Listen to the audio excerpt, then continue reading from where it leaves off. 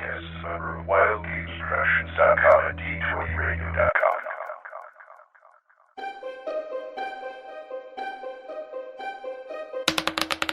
First there was the original. I thought it might be nice for kids. Keep them off the street, you know. Then the basic. This is a simple game. Then the first version of the advanced. Good, clean, wholesome fun. Now the hammer comes down. Welcome to THACO's Hammer, the podcast for 2nd edition Advanced Dungeons & Dragons. Hey, we're back again. THACO's Hammer. You know us, the 2E guys. I'm DM Glenn, and this is DM Corey, another 2E guy. Welcome back. Thank you, who moves his mic too much. And this is DM Brian, another 2E guy. Yep, it's been a 2E guy since 1991, and I ain't changing for nobody. Sounds good. Sit down. Let me take a look at your character sheet, and there's drinks in the fridge if you want it. And let's get on with this show today. Episode 6. Episode 6, we are talking about mostly Rangers. Yes, and Rangers. Rangers do. We're going to talk about the Complete Rangers Handbook and other things like that, and give you up to that conventions thing I was talking about. But first, let's go into hits and crits. What do you feel like doing tonight? I don't know, Ange. What do you feel like doing? Oh, we ought to do something at Saturday night. I don't want to go bowling like last Saturday. Oh, what do you feel like doing tonight? I don't know, Ange. What do you feel like doing? Hits and crits. Hits and crits. So, guys, here it is. What did you do gaming this week? Anybody?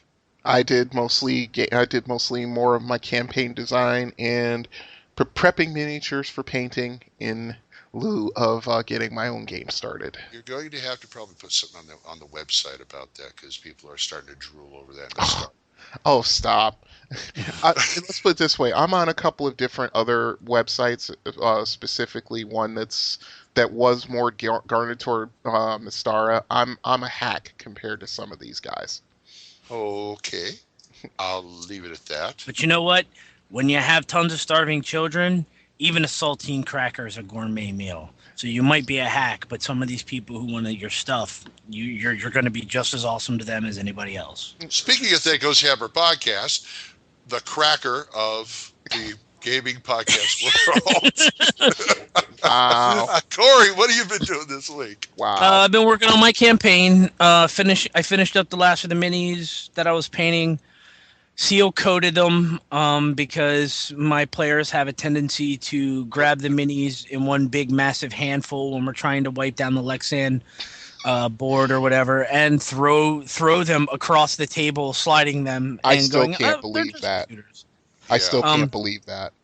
Yeah, once I showed them the minis that I had repainted, I told them, we do this one more. You guys, if I have to repaint these one more time, we're moving to bottle caps and we're moving to glass beads out of the bottom of the fish tank. That's what I'm tired. Buy 5 pounds of gummy bears. Those work. Oh, yeah, that's true. Yeah. Until they melt in the summertime. Yeah, if you kill the monster, you get to eat the monster. Exactly. There you go. There you go. That's a good idea. How about you, Glenn? What'd you do this week? Getting ready for daydreaming about Northwest Texas RPG Con. Wondering what the hell. I had an idea for a game, and I cannot play test it, so I don't know if I'm going to write it or not. But I may give it give it the old college try and see what I come up with. Remember last week, or we Brian and I told you we'll play a test for you. That's right. We might just have a Skype game on our hands, folks. So just keep listening, okay? This'll take me back to 1980 when I was playing a basic D&D over the phone. Why not? Oh, Glenn, we could also do a little contest with the listeners. First person to email in and give us, the times that they're available. They can sit in with us. Okay. Yeah, that works. That takes care of Crispy. Okay. By the way, Crispy's going to be on our show pretty soon talking about Birthright. maybe. Birthright will be the first theme show for the worlds that are available for second edition.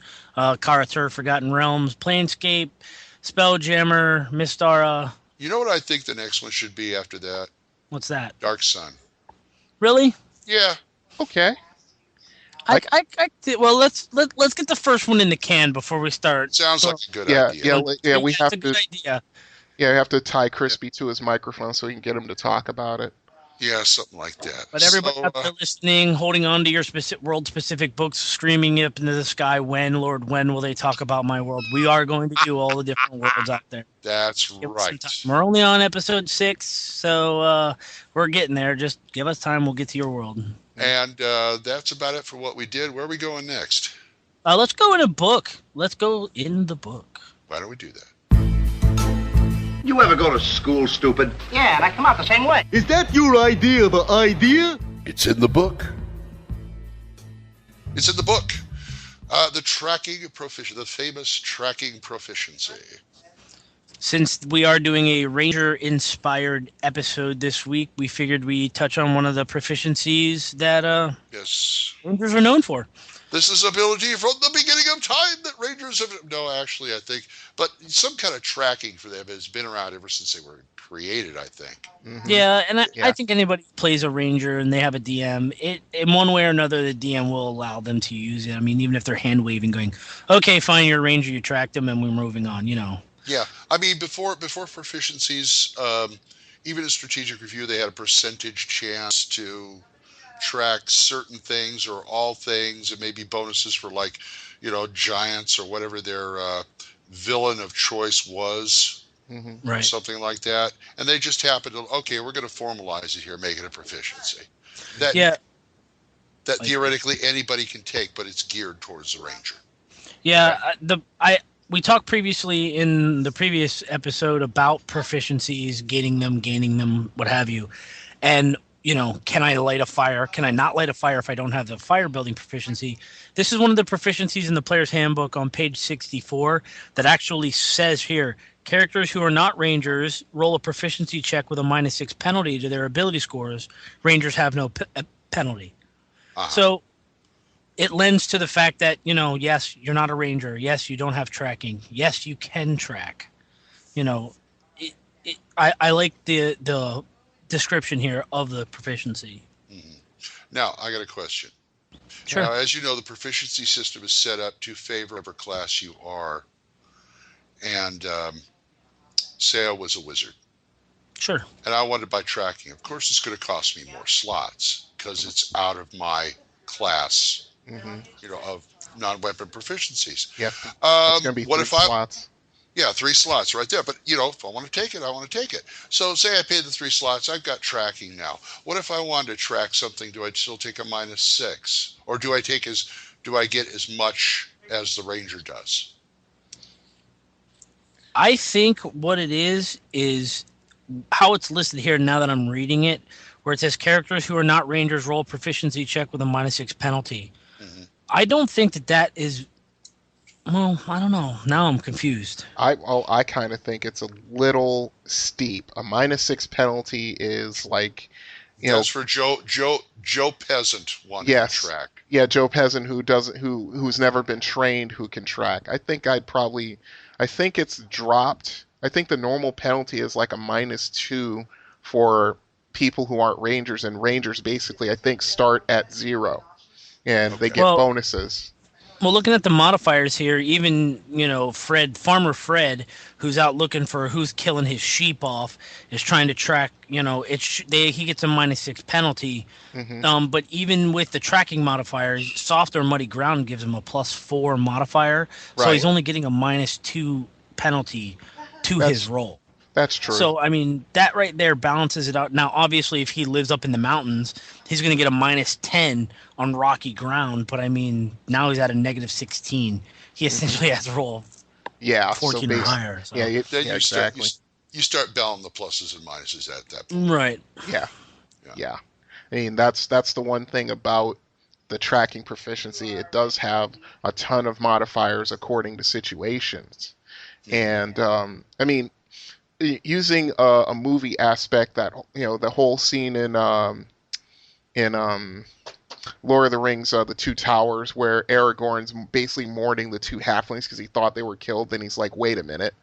He's like, they were over here. And I'm almost hearing the dice rolling in the background. Like, Yeah, okay. he was actually a ranger that actually is doing ranger things. Exactly. You know, Which I thought was cool. yeah, very cool. On a humorous side, I like to think of the Princess Bride.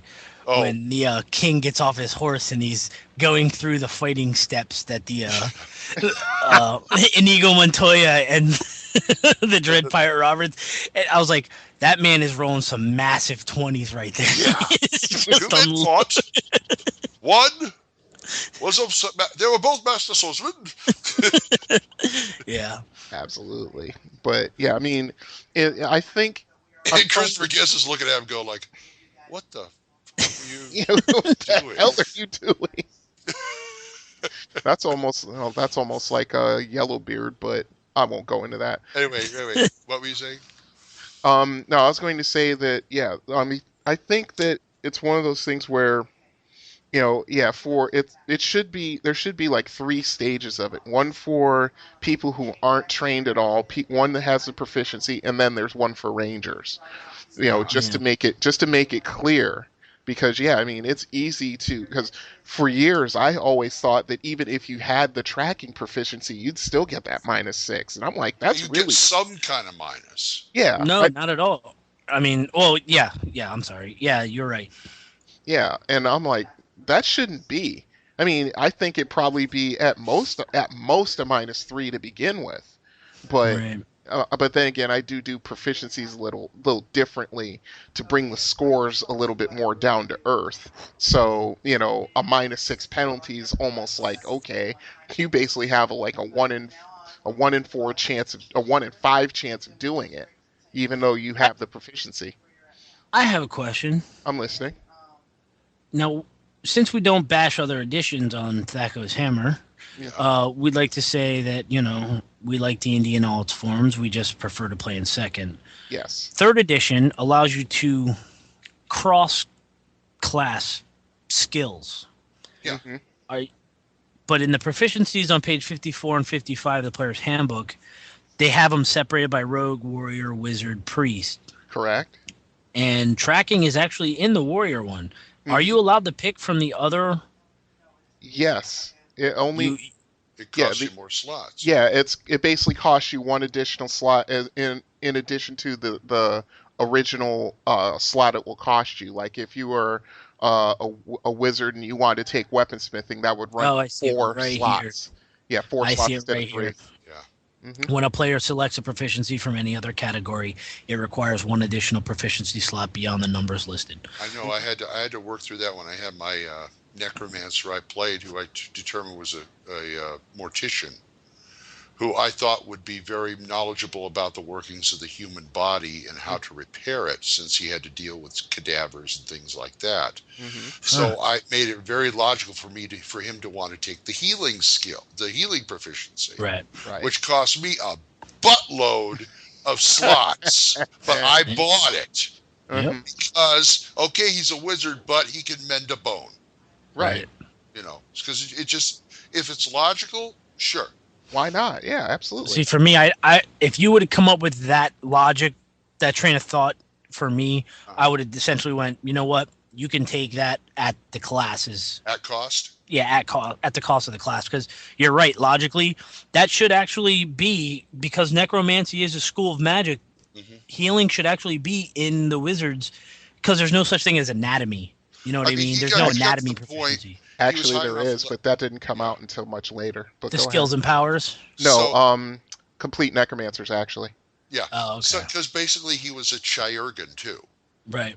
And and when they break for camp, he would only spend half the time studying spells. The other half, he had a foldable table, and he'd take whatever they killed that day and dissect it. Really? Nice. And take the parts for magic and stuff, but he's okay, this is how an orc sees. This is how, wow. It's knowledge, and I tried to put that to good use in the character. That's wild. I like that. Yeah, I like the way you think, Glenn. I really do. Thank you. You have to tell me sometime how I think, because I don't know. Well, but, in terms of characters, anyway. Oh, thank you. Anyway, tracking. Back to tracking. Yes. I never had a. It's funny. I've run so many Rangers, but I never used tracking because I was never in a Isn't that situation kind where of we funny? needed it. Yeah, you're never in a situation where you use it. That's one of those skills. Like you buy it and you go, I'm a Ranger. Yeah, we're in the city now. Yeah. Or we're on a boat. Where we, it's like, don't we ever go out in the wilderness? No, not much. We're down in a dungeon now. Yeah. You know. Yeah, but that goes back to the sandbox thing, because that allows for, that gives the Ranger more opportunities, and especially since in second edition, they completely overhauled the experience points. How you obtain experience points. Characters get more experience points for more times they use their skills. Sure. And so, I mean, it's like for each tracking check that a Ranger makes, it's like 100 experience points or something like that. So that's pretty significant, especially at lower levels. Yeah. Yeah, I can understand that. So do the tracking for non-weapon proficiency. Can we break? What did I say? Can we break it down to? Do they break it down to specifics like tracking mountainous, tracking woods, tracking? No, because there's the modifiers for those that you're talking about. They're done. They're handled via modifiers to your roll. Poor lighting, every hour of snow, rain, snow, or sleet, rocky ground, normal ground, or a wood floor, occasional signs of passage or dust. They're different modifiers. So, if you have a forest ranger who's into tracking and you're up in the mountains, the modifiers of the environment change or the terrain change will be handled via the die roll bonus or minus. You wouldn't have to take tracking forest, tracking river, tracking mountain, tracking city. Well, you actually could. I'm looking at the optional roll for terrain specialization. Oh, sorry, that's my phone. But basically, with that, you can take one specific terrain and be really good at it. You get like a +2 bonus for tracking, +2 bonus for animal training for animals that live in that terrain, and a +2 bonus on any proficiency check associated with that terrain. But the problem is that you get a -2 for everything else. So if you're like really good at tracking through the forest, you have a +2 bonus that way. But if you're trying to track through, like, say, the plains or the swamp or something like that, you get a -2. So, I mean, I think that's partially answers your question. It's easier. It's easy. What I'm saying. It makes it easier to adapt the tracking skill to other situations. Yes. Like going through a swamp. Anybody who tracks would have to really know the swamp, because you'd lose tracks easy in that kind of the wet environment and all that. Yeah. Okay, because I remember third edition is like you take tracking, pick your terrain.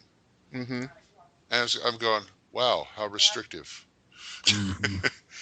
And I would rather have a general tracking like that than I would sometimes the game can get a little too specific, which kind of drives me crazy. Yeah. But that can also lend to, I guess that kind of goes into, because there's a bonus and then there's a penalty, but there is to me it would probably be better just to be a generalist as far as tracking goes. That way you have a good working knowledge of how to track in any terrain. But then there's some who would actually like to be like, I'd like to, I'm good at tracking through forest. I do have a couple of characters that are specialized in like tracking through forest or mountains and stuff like that. You get too specialized to me that gets away from the concept of this is a simulation of reality and a game. Yeah, right. True. Yeah. So how do you folks use tracking? Have you used tracking, and do you like the 2E version? Tell us. Yes, tell us. THACOsHammer@gmail.com, 405-806-0555, purpleworm.org, or Dragon's Foot Forums. That's right. That's right. Let's move on to option pack. My personality undergoes a startling change. You know, you should meet me because I'm a great guy. I like big fat men like you. When they fall, they make more noise. And sometimes they never get up. Option package. We have our option package. The option. The main event, the Complete Ranger's Handbook. Yes, sir. Which is TSR number 2136. I think we should let Brian review the Ranger's Handbook. Oh, Brian, be my guest. Throw me right into the fire. Throw you a bone. I was cold. I was cold anyway.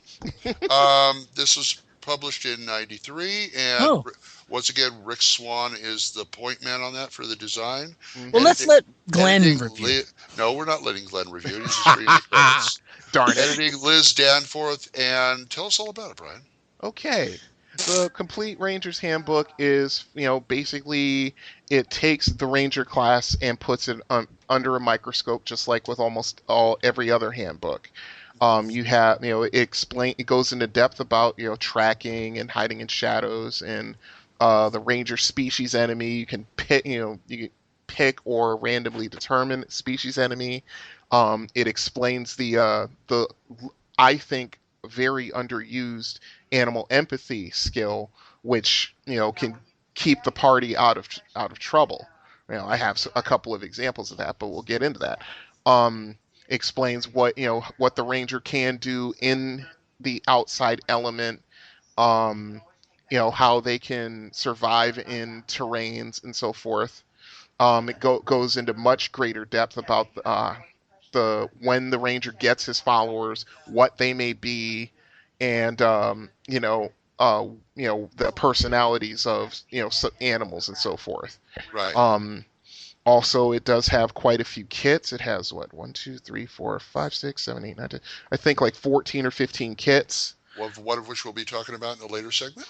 Yes, we will. And also, there are actually proficiencies directly related to the Ranger class that come in, like, for example, camouflage, which is a really good one. And there are new spells and equipment, and the best part about it is the role-playing aspect of the Ranger.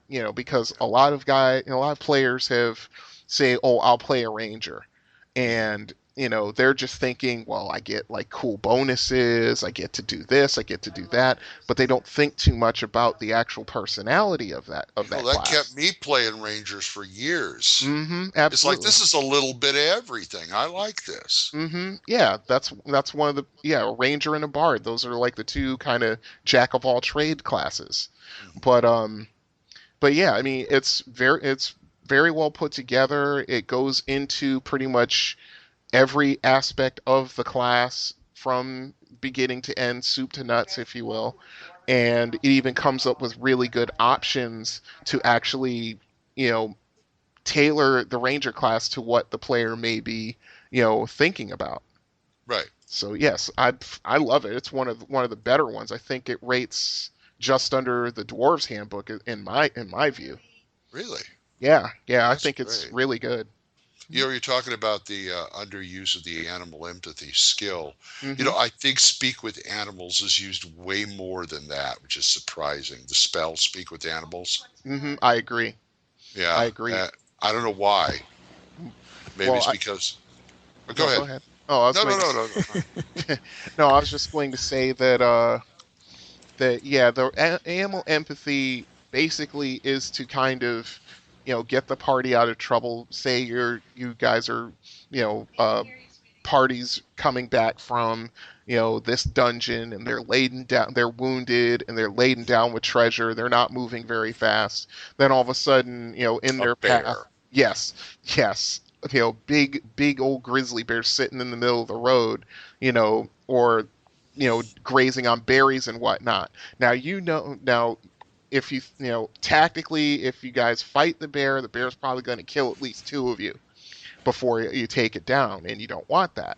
Not to mention, then this comes back to the role-playing aspect, the Ranger wouldn't want the party to attack that bear because the bear hasn't done anything. The bear's just being a bear.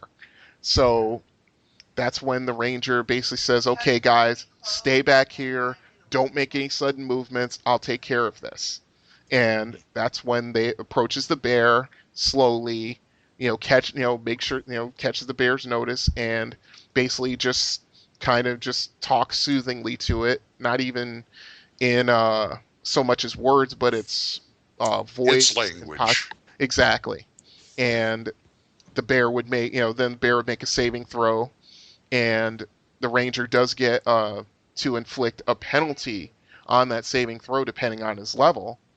And if the bear fails, then the bear will be, shall we say, the reaction will be somewhat favorable to the ranger, and but if it succeeds, then the possibility the bear might become hostile. Yeah. So, but yes, I mean, when I play rangers, that's one of the biggest things that a ranger can do, short of fighting ability and tracking, is keeping the party out of danger when, when the danger they could get in could possibly, kill a character or two. I gotta say, every time somebody at my table plays a ranger and this situation pops up, every single person does like your middle 3 fingers down and your thumb and your pinky extended, and the whole Crocodile Dundee scene with the water buffalo. Every single ranger at my table does this, and I'm just like, really? Do we have to do this again? Crocodile Dundee was a ranger. Okay, I'll give you that. Outback Ranger, yeah. Yeah, it's like, ooh. I'm like, all right, fine, just roll your dice. Stop making the sound. Yeah. But, that, and like I said, that is so underused because, it can help the party out immensely, and, also keep the ranger happy because now his companions aren't unnecessarily killing animals. That's true. Next time I play a ranger, I'm going to play him like Kronk. Kronk? Can you explain that? From Emperor's New Groove. Because he could talk squirrel.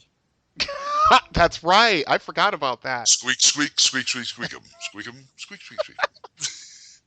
I just want to make a ranger and call him Rick. Oh God! No. Oh.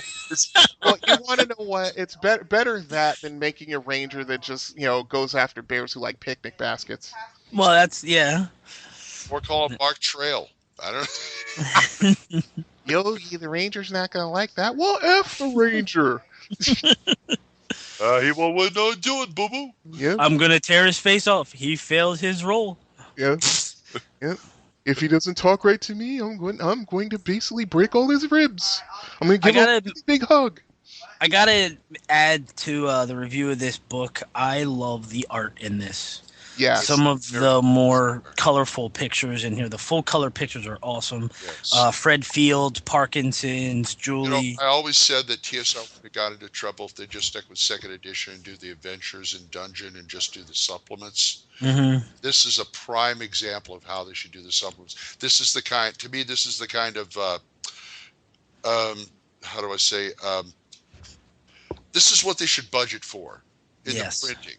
This is the kind of printing they should have never went beyond this. It's what is it, 2 column, and it's just got like a few color pictures. Everything is monochromatic or duochromatic, and $15. This is sellable. This is doable. They could have been in the black if they'd have just stuck with it. The one picture that always tripped me out in this book, and I laugh at it when I see it, is on page 70. It's Aquaman as a ranger. Oh, yeah. It's a ranger kneeling beside a river, and a whole school of fish are sticking their heads up out of the water, listening to the ranger talk to him. I'm like, that's Aquaman. It looks like he's trying to conduct him in a chorus or something. Yeah, exactly. Christmas, I'm in there. And there's Ranger Rick's raccoon. Yep, that's it. I do have to add to the review of this book. I know we're going to talk about a different type of kit, and I know I'm going to talk about this kit later on, but I got to mention the Greenwood Ranger. Oh, the 3-armed Ranger of Wood.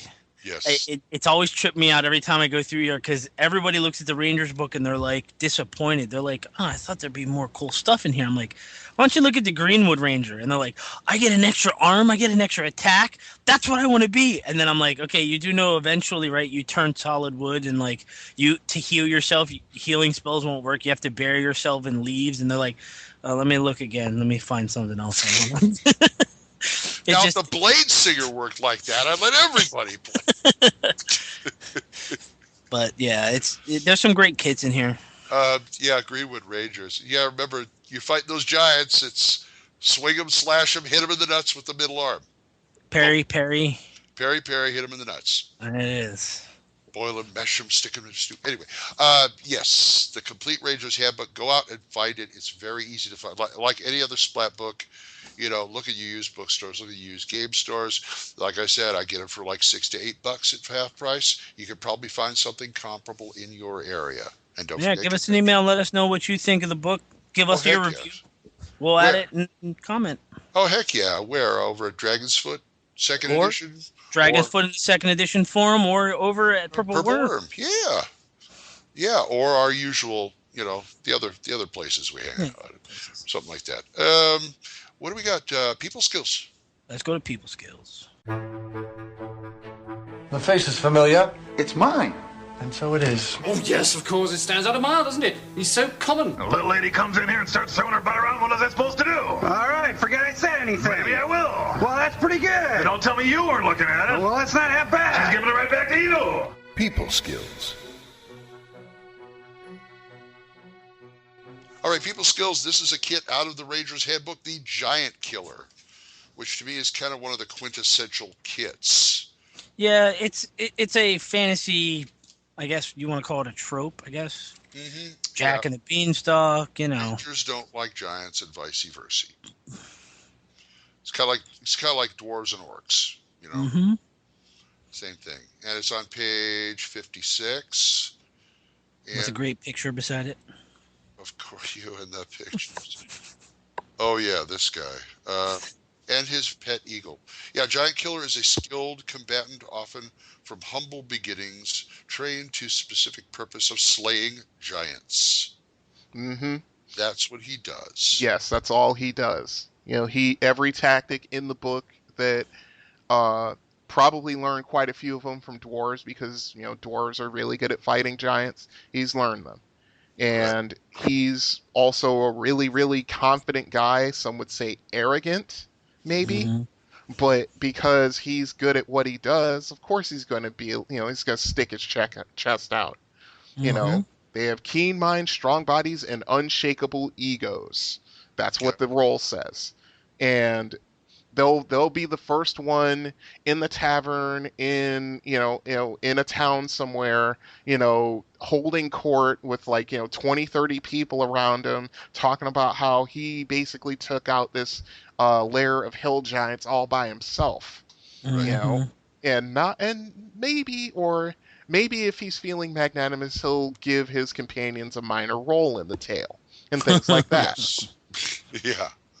I do like the one thing that they added in here, though, that with all of his personality downfalls and his own little egotistical faux pas, it says here that they rarely exploit their position as giant killers. And if a community or something needs his help to freeing their farmlands from giants, he'll do it without, if any little pay. Mm-hmm. He just wants the ability to brag about it for the next 15 years. That's true. Yeah, they love to fight those giants. It's a great kid for an adventure. Really too. Nice bonuses against them. Oh yeah. Oh yeah. He's like the only character that can dodge a giant's attack. Mm-hmm. Yeah. +1 point of damage for every level. Yep. Giants have -4 to hit him. Mm-hmm. Yeah, just like the small creatures.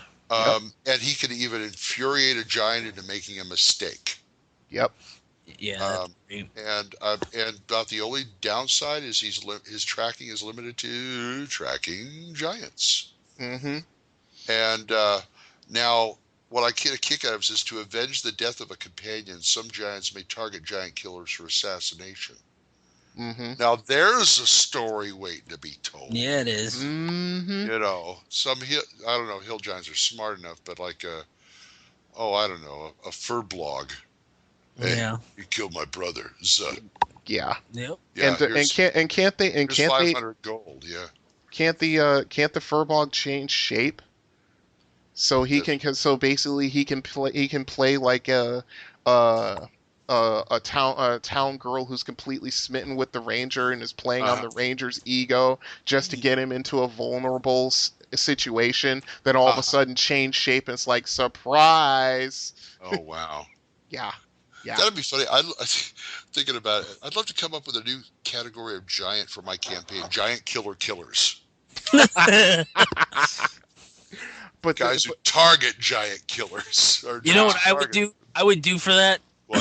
Just simply because you have the giants, which are giant sized, and the giant killers, which are normal sized. I would make it almost like a gnome kit, or not gnomes, maybe a Duragar kit, something small. You know, evil Duragar, because to them the giant killer is also giant, so they would get the same benefits that the giant killer gets off the giant. It would just go to them fighting the giant killer. Wow. So like you see like a furbog running over to like a Duragar and being like, "I need you to go kill this giant killer for me because he killed my brother Stu." No problem, I'll do it. No problem. This one's on the house. In the immortal words of Elton John, it's the circle of life. There you go. Or death. Snake eating its tail. Something. Yeah, something like that. Yeah. But giant killers. So how have you guys used them? Have you your campaign? To be honest, I've never used them. I think have any players in my well, this goes back to first edition, but I used to play a character that basically, when I read this book, I'm like, oh, and I did. Oh God, I'm so embarrassed to admit this. Brian's confessions again. Okay. It's got to be a regular part of the show, Brian. The way this is going, it might as well be. I did name him Jack. I absolutely did, and that's all. And that's basically all he did was, kill giants. And with a character like that, the first thing I'd do is I'd go on a quest for a bag of beans. Oh boy. Oh. No. See, just only because you got the Jack, you got the giant killer, you need the bag of beans. Why don't you buy a cow while you're at it? Yeah, no, that'd be a steed. But yeah, as soon as I read this kit, I'm like, you know what? And I said, once I get done with this latest batch of 1E characters that I'm converting to second edition, I'm gonna change him over. But yeah, I mean, but yeah, as soon as I read it, I'm like, oh my God, that's Jack. Who's been watching my who's sitting in on my game that wasn't playing that came up with this idea? But yeah, I personally haven't played them or had them played. What I've done is I use it as an NPC hook. Essentially a southern forested a hill giant slayer went up to the north on an adventure and was captured by a bunch of frost giants, and they kept him captive. And the male leader of the frost giants kept him in a cage and treated him like a television and would poke him every time he wanted to hear a story about how his stupid cousins to the south kept getting slaughtered and they weren't as smart as the frost giants.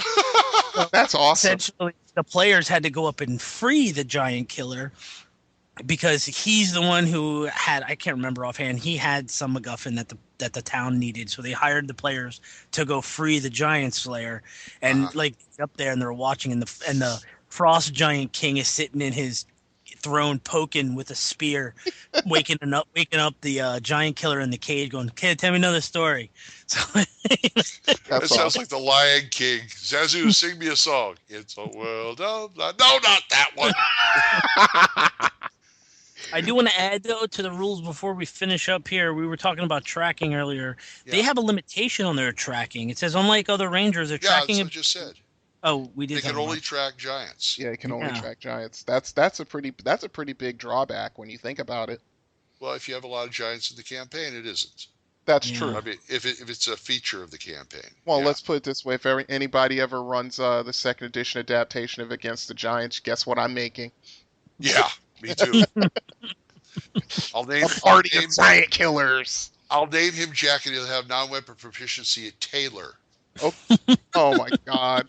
Because he killed 7 with one blow. Oh, God. Oh no. No. I don't. Yeah, I was gonna say I know a prostitute back in my town who said that too. Where does he get this Oh. stuff from? Where does he get it? My brain. Giant killer. We love them. How about you? I'm not supposed to groan at your jokes. I forgot. I'm supposed to sit on the couch beside you and go, ha ha, yeah. That's right. No, it used to, I keep thinking of Vince. Oh, wow. What? Or Vince is always like, oh, wow. Yeah. Or shut up, Glenn. THACOshammer@gmail.com, 405-806-0555. Time for Magic Fingers. Eeny, meeny, chili beanie, the spirits are about to speak. Well, it just so happens that your friend here is only mostly dead. Sounds like a lot of supernatural baloney to me. Supernatural, perhaps. Baloney, perhaps not. Magic Fingers.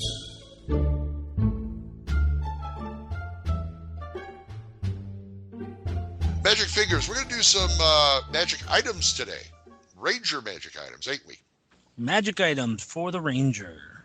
What do we got? Chromatic orb of Ranger kind? Now. We had there in the Complete Ranger's Handbook. There's a list of 7 magic items. We thought we'd do a quick overview of just some of the magic items that are kitted specifically for the Rangers. No problem. First off, we'll have the Chameleon Cloak. A lightweight cloak, covers the wearer from neck to foot, includes a hood. That sounds so elf. Yeah, the color of the cloak automatically changes to blend in with the surrounding terrain. If the character enters a jungle, the cloak becomes mottled with patches of green and brown. Enters snow, it turns white, etc., etc. So he's very camo. Yeah, Yes. it's camouflage. Yeah. It says if you use the cloak as if using the camouflage proficiency in any terrain. It can only conceal one person, and it conceals an effective wisdom equal to its rating. Right. I just every time I read this magic item, I just think Predator. Yeah. I just you Actually, you that was the Cloak of Elvenkind, but that's semantics. well. Sorry. Yeah, no problem. Sorry.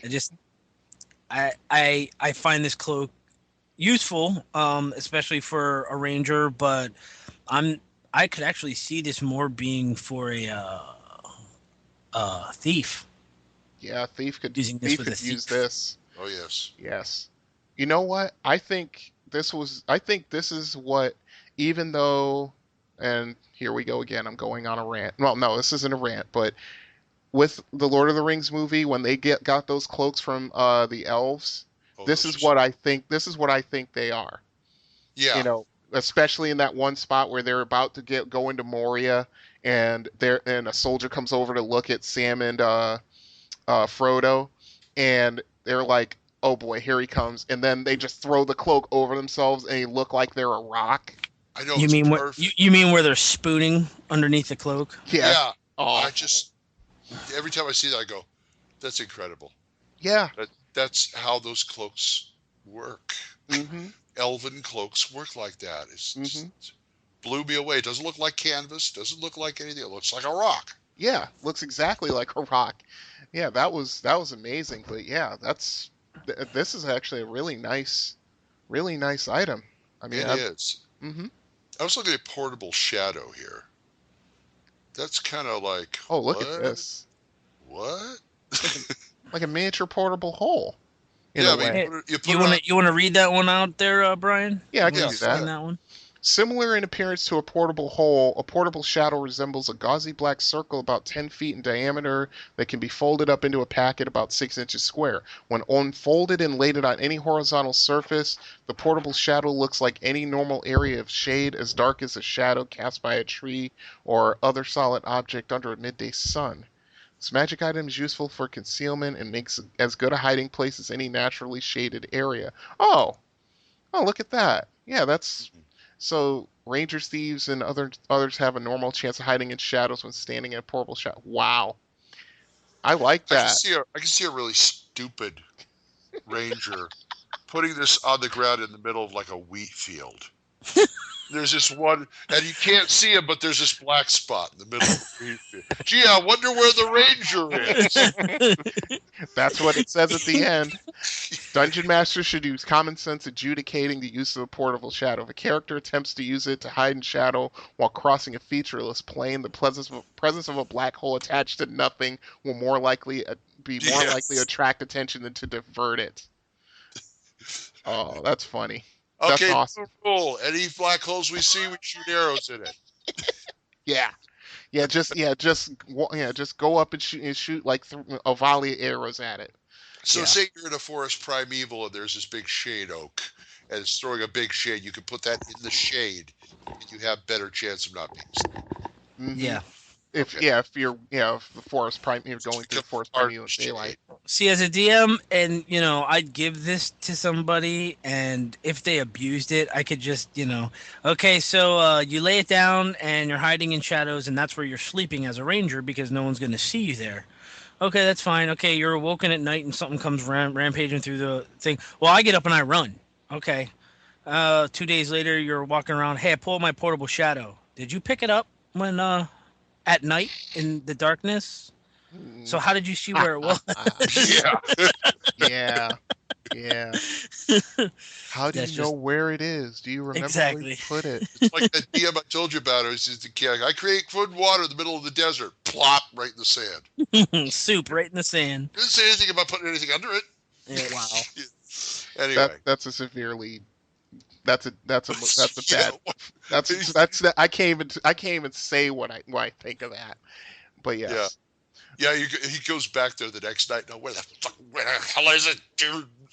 Yeah, exactly.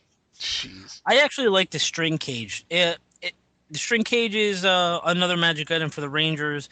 It looks like a piece of white thread about 20 feet long, flecked with gold. When arranged in a circle so that the ends touch, the string cage creates an invisible barrier that prevents any creature contained inside from leaving. The invisible barrier has the strength of a wall of force and has a shape of a closed cylinder about 6 foot tall. The string cage only functions if placed on the ground or other solid surface. If moved, the barrier dissipates. It can't be thrown like a lasso because it's too light, and if rocks or other weight are attached, its magic is negated. This is kind of cool. That's you want to know what? That's good for bringing back prisoners alive. When you think about it, basically have to. I'm thinking of. Oh, go ahead. No, I was saying you have to bring back the big bad evil guy alive, and you got manacles. Exactly. Aside from binding him up, there's always going to be a chance the guy can escape, I guess. But this is one of those things where you basically put him in an area, you put the string cage around him, and he ain't going no place. Especially since the creature trapped inside can't move it. I mean, it's a perfect prison to keep something alive. Absolutely. Yeah, that's better. Awesome. Even better, what you do is let the wizard or the cleric sleep within it. Mm-hmm.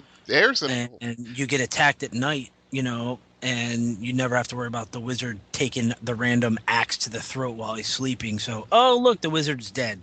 But at the same time, if the party gets ambushed and surprised really bad, that could work against them because they're not going to be able to get out to help. Mm-hmm. So but I like that item. That's pretty cool. Yeah. Well, okay. We got some really neat stuff in there. Check it out. Get a copy and use them. And I think we about played out this one. Let's go. Yep. Let's go have a snipe hunt. All right, snipe hunt it is. All right.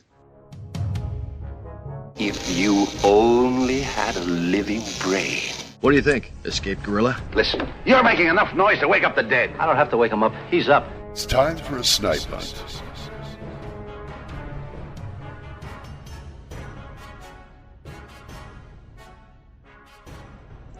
Guess which monster we have this week? Dolphins. I always get that wrong. It's the Sea Rangers are going to go after the Dolphins. No, Giants. 2E version of Giants. How do they differ, guys? Oh, okay. Let me count. Now, let's preface this by saying that we aren't doing any edition bashing. But do we always have to say this? yes, we do. When we're doing, I think when we make direct comparisons between the two, I think we have to, Jill, just to keep certain people happy. With as far now with the advent of second edition, some things got taken away. Certain classes got taken away, but certain monsters got power upgrades, and giants were one of them. And quite honestly, they needed it. Because when I used to run first edition and players would go up against giants, especially once characters got up around, say, 9th, 10th level, it wasn't about the giants themselves that made them dangerous to players, but how many of them there were. Yeah. And with second edition, it's almost the reverse, because even the least giant, true giant, the hill giant, is like, how many hit dice is it now?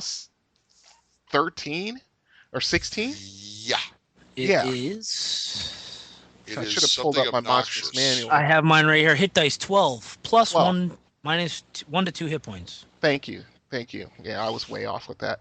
But yeah, they got a power upgrade, 4 hit dice, which is pretty significant, because that means when they're up against PCs of equal level, they'll last for a while. They'll be able to get to inflict a little hurt on the party before they may go down. Right. With the first edition, hill giants were only like 8 plus 1, 8 plus 2, something like that. And any party that was really good as far as their strategy went, and especially a first edition party that had a ranger in it because of those damage bonuses they had against evil creatures, which included giants. You could run one right down to almost nothing in one round of combat. Right. So yeah, they got a really good power upgrade in second edition. They sure did. And it's to now where whenever a party goes, a party I ran through saw that they were going to be fighting giants or dragons, they were like, oh God, here we go. Yeah. I'm not as schooled as some of the others in the differences between first and second, but I'm going to generally just stick it out there. I see a large amount of increase in types of giants. Yes. There are 17 types of giants. That's if you include the Cyclops and the Cyclopskin. 17 types of giants in the second edition. Some of the newer ones that I haven't seen before, the Desert Giant, the Jungle Giant. I like the fact that they added in the Vodkin and the Verbeeg. The Reef Giant. The Reef Giant as well, yeah. Unbelievable. Yeah, they've done. I personally use the Wood Giants a lot. The Vodkin.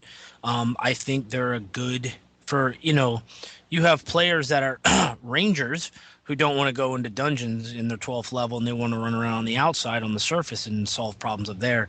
This is a good monster that's a free ranging tribal group of monsters that he's going to come in contact with on a semi-general basis in temperate forest. So it's still 12 hit dice. I'm sorry, it's 7. It's 7 plus 7 for hit dice. So you're looking at a 7th level, but it's 1 to 4 of these guys. So they look like giant deformed elves. I was going to say with purple skin. This is weird. Yeah. I find them like startlingly it's almost like Uncanny Valley, if you know what I mean. Like almost humanoid, but not quite. Right. It says here that their heads seem overly large for their bodies, especially the jaws, chin, and mouth. So the ears are placed higher than on a human, but they look like elf ears. They're up higher. So yeah, they are a bit of a mutation, but yeah, I mean. On the other side of the coin, the Jungle Giant is hot. yeah, she's hot. Even if she is She-Hulk, she's still... I don't care. Oh, tell me about She-Hulk. She's hot too. But it's like, baby, Sheeta, Queen of the Jungle, come on in. Every time I see, I'm sorry, but a lot of the D&D players who we all pretty much like the same stuff or the same genre stuff. Every time I see the Jungle Giant, the only thing I can think of is Death by Snoo Snoo. If you've never seen Futurama episode where they land on the planet of the giant women, That's exactly what they all look like, and they call sex snoo snoo, and it's a big running joke on there about snoo snoo. So every time I see this, it just reminds me of that. I'll have to say, there is a bit of an issue because you realize they average 18 feet tall. Yeah, I like big women. Literally 3 times your size. Uh-huh. I'll manage. Okay. I'll manage. I'll find a way.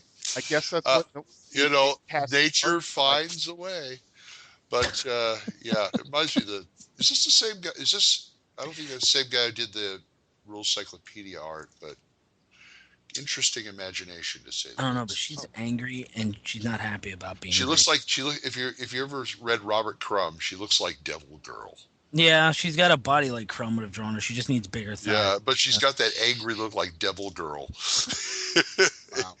But yeah, giants. I love giants. I had a player take out a giant with one blow one time. Oh. Well. Oh, okay. Never. Well. Well. Yeah, you can't go from Jungle Giant and saying one blow. Okay. You gotta give us the full story. Yeah, come on. I want to hear this. One hit. Okay, there you go. Well, first of all, it was in a city, and second of all, the giant was drunk. So.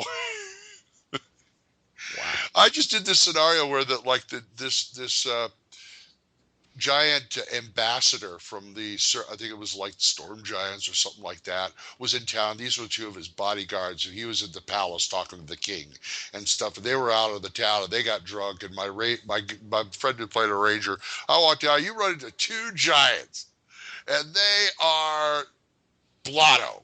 They are like they've been drinking all night, and they looked at it. Oh, look, a little ranger. Come here, watch this. Oh, I want to see it. Watch this. And he bends way down. Come on, hit me in the chin, right there. And he 20'd. He critted. Wow. On the blow. Yeah, that would do it. And he said the giant went, oh boy, I didn't feel nothing. And he trips over an apple cart and he falls flat, totally out. Yeah, done. Very nice. It's like, shit, I did it. I said, dude, he was hammered, you know. Yeah. Okay. Anyway.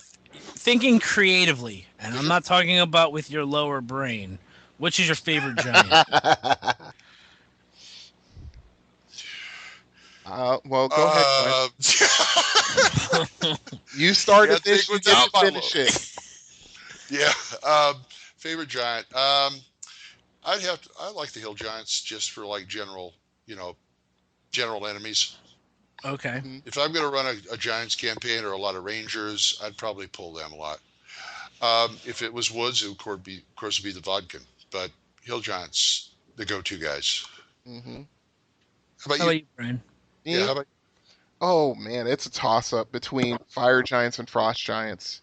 Because, they're Fire Giants, you can make a really good adventure. As a matter of fact, they did, but a really good adventure just around those. Yeah, either one. I'll just give them both their due, because they're really nasty. They hit hard, and they take a whole lot of damage before they go down, just from a sheer combat standpoint. Now, it's not fun when you're going as a player. It's not fun for me to go up against them because it's like, okay, this is gonna hurt a lot. There's not much I can do about it, but I'm just gonna have to just grin and bear it and hope that and pray that the dice gods are with me, because it's gonna be a really, really tough road to hoe, so to speak. Right. Speaking of jungle giants, no. How about you, Corey? Vodkin? I think just you line them all up and I get to pick my favorite. It'd have to be Vodkin, but I am a big fan of the Furbolgs. I don't know why. Maybe it's the whole Viking thing, but I've always dreamt of doing an adventure, because it says here, out of all the giant kin, the Furbolg is the most powerful due to the natural intelligence and considerable magical power. Mm-hmm. They're only 10.5 foot tall. Yeah. They're not as tall as some of the other giants, but I was seeing this, and they live off the land and they live with it. Their homes are built from trees cleared from around the house. The clan does keep a field for harvest, but only enough to supplement their diet. These aren't rampaging Vikings. These are nature lovers. You know what I mean? I always wanted to run a campaign where the players were furbolgs, and you're essentially going against, say, a clan of fire giants that took over your land, burn your homes, burn your fields, and essentially enslave the rest of your clan. They're like the closest link out of the giants that you could possibly do for player characters. Wow. I just like to do a furbolg giant campaign. I just thought it would be cool. That'd be fun. Stick up north. Actually, way in the north in the snow, and have them going against their other giant kins. You got the fire giants that are in control because they're militaristic. Throw them up against hill giants and frost giants. I don't know. I like the furbolgs, but yeah, the Vodkin probably my favorite. Okay, giants. Use them, love them. That's all I got to say. There you go. And finally, we're going into Rule 0. One would think you've been doing this all your life. We'll remember you said that. I know. I'm sure you hate me just enough. Rule 0. Rule 0. This is part 2 of the convention talk we were having. How to prep for a con, and I don't mean how the game-wise. I mean like the little stuff like taking care of the hotel, what games you want to pack, that kind of thing. How do you handle it, Corey? Well, it's kind of difficult for me to answer this one. You can go this 2 ways. A lot of people, I find if I start packing, I overpack. Right. And a lot of people do it. Just you're like, oh, I need that. Oh, I might need that. Oh, there might come a thing I need that. Packing and getting, your clothes. I personally hate hotel blankets. I can't stand them. So if it's a hotel that I'm driving to, hell yeah, I'm taking off my comforter and throwing it in my car. Stuff like that you don't think about. Your toiletries. Everybody knows what you take when you go to a hotel. My problem is when I'm packing for a con, especially lately, most of the cons I go to are with my other gaming friends, and we all drink. Oh. And when we go to cons and we show up on the Friday afternoon, we run around and we go, hey, let's go down and check out the vendor room. Let's go down and check out the tables, see who's where. Come about 8 o'clock at night on Friday, some people are sitting down to play some games. Friday night is party night because all the guys are away from their girlfriends and their wives, and we're all up in 2 hotel rooms. Somebody brought 5 bottles. I brought 6 bottles. Pretty soon we have a full bar up in our hotel room. Right. And then everybody else who's not used to partying that way down at the con goes, hey, where's Corey and the guys? Let's go up, check their room. Pretty soon we have 13, 14 people in our room drinking. We have a little mini party. Yeah. So packing for the con for me, alcohol is, I love it. I'm a drinker. So, beer, liquor, just is something that is always in my case when I go to a con. Okay. When I do the room booking, the reason I brought up there was a point to the alcohol, and this is the point.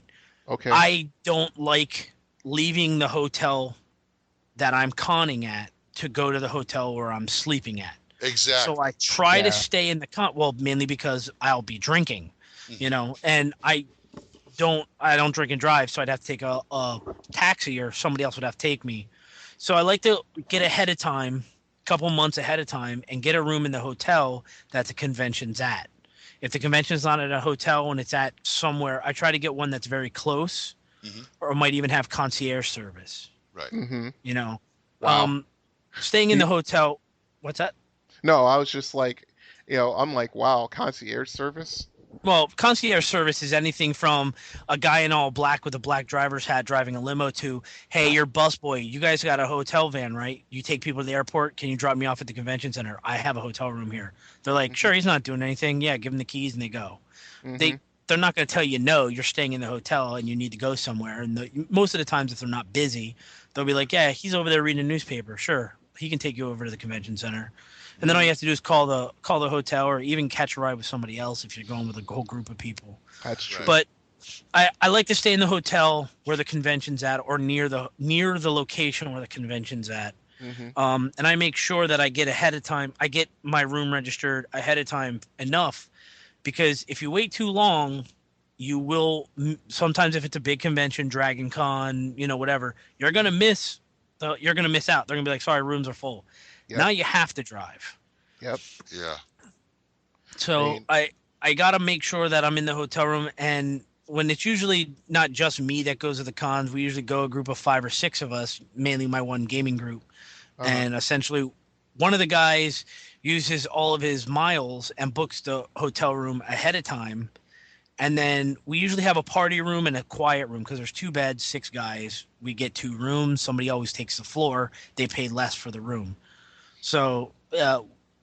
We usually get 2 rooms, and I usually buy the second room, and then everybody just gives me money while I'm there. And hey, that's my spending money for the con, know. Right. So, another suggestion for those listening on how to pack and how to prep: bring friends, because they can help alleviate a lot of the cost. Yes. If you don't have a girlfriend or a wife, or you're still in your mom's basement and your mom doesn't want to go to the con, grab a couple friends and bring them with you, even if they don't game. You'd be surprised getting somebody out of the house and they bring their laptop and their iPod and their Kindle or whatever. They can sit up in the hotel room and have just as much fun. It looks like my wife and my grandkids are going with us, and Becky is no interest in gaming, so she's going to check out Dallas and see some old friends. Take the kids around. Take the younger kid around. The older one wants to stay with me and learn how to play Dungeons and Dragons. Yes. The corruption of youth. I said, I'll buy you a 1-day pass. I anticipate you'll give it about 3 hours and want to leave. Yeah. Anyway, but yeah, that's a good idea. I mean, for myself, I'm registered for the con. I don't rest easy until that room is booked. Right. I really don't.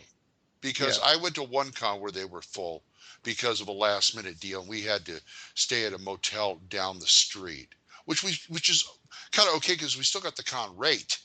Right. But it's like, it was very annoying. I want to stay at the hotel. I mean, that's why Origins, when I went to Origins in San Jose, it annoyed me so much because they spread the con over like all of downtown.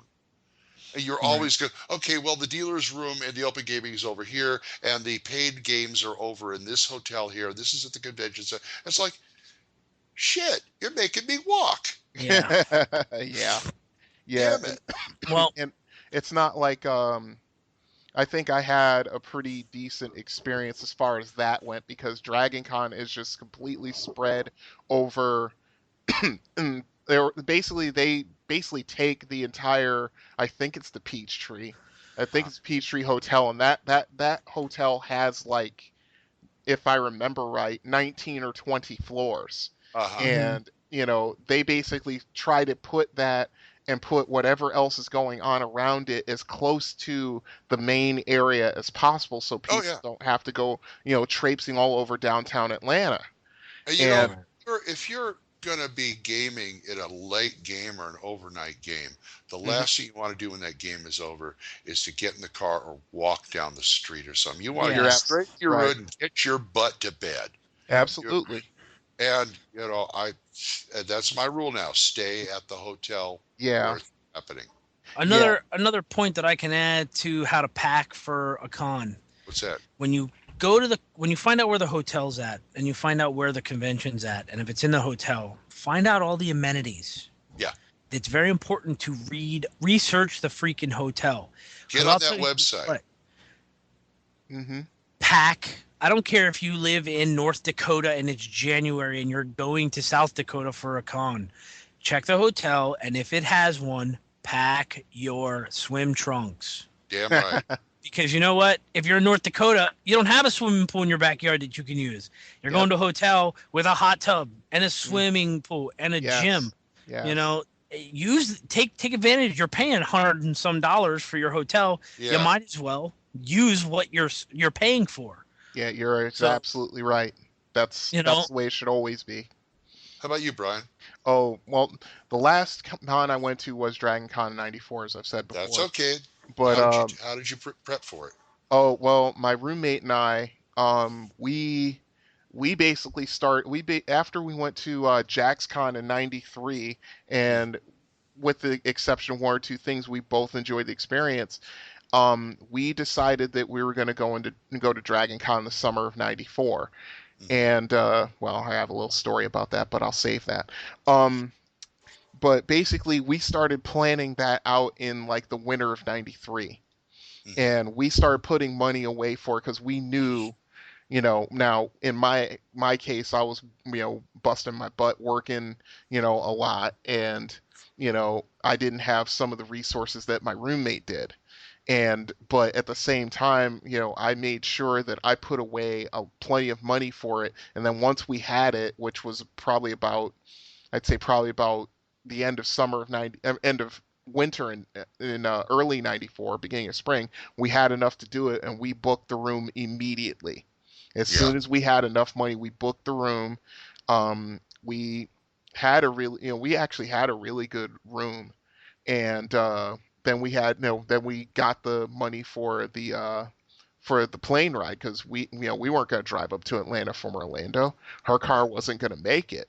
So, I mean, basically, yeah. I mean, get the room as early as humanly possible.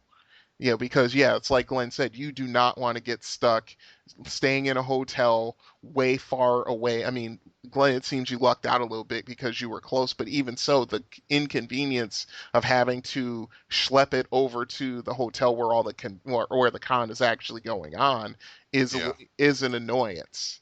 So, I mean, the good thing was we weren't able to get into the Peachtree, but we got into a hotel which was literally literally across the street, as a matter of fact.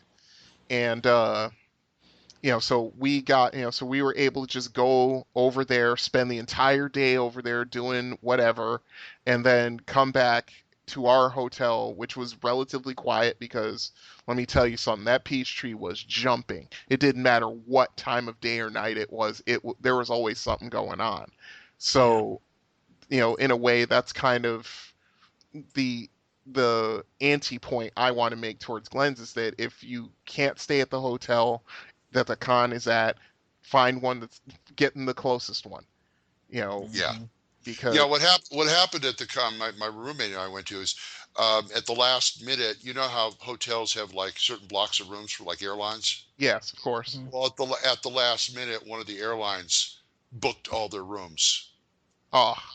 And the con lost like half their rooms. Oh, that's not cool at all. We didn't get in on time, so it's like, all right, we're going to put you here. Okay. And it's like, do that or don't go to the con. Okay, fine. Yeah. Whatever. You're already there, so you might as well just make the best of it. Yeah. Also, let's talk about gaming in the sense of what games to bring. And you got to think about things like weight. Yes. Especially if you're flying. Yes. Especially if you're flying. I mean, I see people bring mostly it's, I guess, the war gamers or the tactical people because they got the little thing there with the boxes and boxes of stuff, wheeling it in on the part. But I've also seen gamers like that too. And I'm sitting here staring at a pile of D&D games and supplements, wondering, now that I'm second edition, which is worse than the other editions because it's got a hell of a lot more support material. Right. What the hell? Well, let's supplement, or let me change that there or clarify. Okay. It's not worse than the other ones. It's worse for weight. Yeah. Yes. It's not worse. Yeah. Sorry, I just had to support my second edition. Sorry, go ahead. I understand. I mean, I know you can take, you could take a laptop or a Kindle or an iPad or something like that with this stuff in it. But a lot of people don't have those things. So they got to think about what books they want. Every con is like, okay, I'm gonna play this and this. Okay, I better take here's the first edition core books. Here's the second edition core books. Here's the rule cyclopedia. Here, which splat books do I want to take? This, that, and the other thing. And pretty soon you're breaking your back. Yeah, absolutely. I mean, when we went in '94, we basically we thought about it because we were gonna bring let's see, we're going to bring her Marvel superhero stuff, my second edition stuff, and some Battletech stuff, and this, that, and the other thing. And it's like, you know what? We can't afford this. We're basically doing this kind of on the cheap to begin with. So back then, that's before the advent of PDFs and, cheap laptops and things like that. Yeah. So we just ended up leaving it all at home. We ended up just leaving it all at home. And not only that, we knew that we were going to be dropping. I dropped like $200 easy. And that's something else you got to think about too. You're going to be hitting that dealer room. Some people hit it real hard. Oh yeah. I got this driven home to me when I went to the Gamma Trade Show about 5 years ago in Vegas, and we had. I mean, that you can't really buy anything there because it's for like the game shop owners and stuff. It's for the industry. Right. The manufacturers, but they will give you stuff. You wouldn't believe the stuff they give you. And I was 10 pounds over on the plane. I don't doubt it.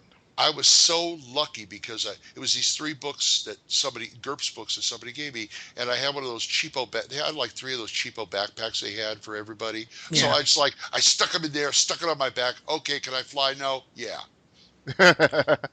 Yep. It's like, people who fly have it a lot worse. They got to think about not only what they're taking, but what they're going to take back. Another thing that I suggest, because I don't want to say I'm a vet, Connor, but I have gone to a lot of them.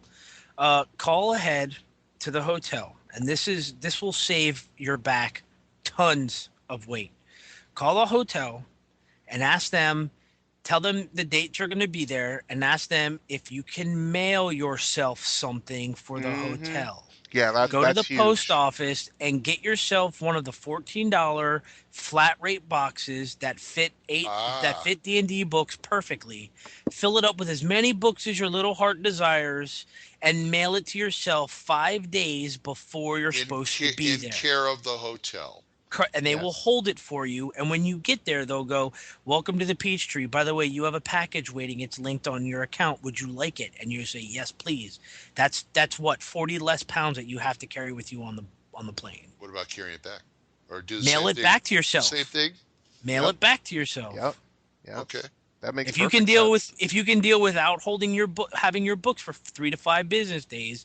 Just make sure when you get there, say, "Where's the local post office?" And you take a small side trip to the post office, box them up at the post office with the box that's there, and say, "I want to ship this to my house. Here's the $15, because I'd rather ship it for $15 than to pay another $25 on a plane for an extra bag." And don't they have a $30 thing with express mail now? Whatever fits in that box goes. Nope. That's the 15. That's $14.95 for a 12 by 12 box. Whatever fits in that box, you can ship for $14.95. Up to 70 friggin' pounds in one box. You could ship yourself lead bars if you wanted to. Not bad. Yeah, that's a good idea. That's a real good idea. Well, at least that gives you some idea of what you have to think about when you go to a convention. If you guys got some tips and tricks, we'd like to hear from you about it. THACOshammer@gmail.com. What's the number? Number is 405-806-0555. And of course, the Dragon's Foot Forum and Purple Worm. Next time we talk about conventions, I think I want to talk about food. Which is a whole different ball game. Let's make a bigger umbrella and we'll put food and drink. Food, I kind of figured that would go hand in hand, but okay. Like my friends always said that the battle cry for gamers at a con is all you can eat. Yeah, it's true. But anyway, we'll talk about food and drink next time we get together. Next time we talk about this, and I think we're at the end of the show again. I believe we've put another one in the can. We have. I'll see you next week. Here's your character sheet. Do you want to take a drink? Go ahead. Don't forget your dice. And for me, DM Glenn, and for DM Corey. And for DM Brian. Yes, sir. We are all, say bye-bye. Good night, everyone. See you next week. Good night, folks. See you next time when the hammer comes down on THACO's Hammer. THACO's Hammer theme is provided by the Diablo Swing Orchestra. You'll find them on Jamendo.com. All other additional music for this episode was provided by Kevin MacLeod. You'll find him on Incompetech.com. Be sure to visit our website at THACOshammer.info. If you have any questions or comments, email us at THACOshammer@gmail.com. Remember, that's an O, not a 0. Also, you'll find us on the 2nd Edition forum at dragonsfoot.org, or you can give us a call and leave a message at 405-806-0555. See you next time when the hammer comes down on THACO's Hammer.